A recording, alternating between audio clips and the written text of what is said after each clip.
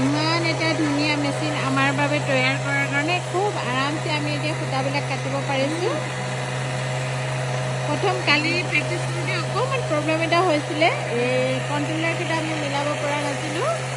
পিছত তোমাৰ সহায়ত মানে তুমি যিখিনি গাইড কৰিছা, আজি আমি পূৰা ছাকচেছ, 100% ছাকচেছ।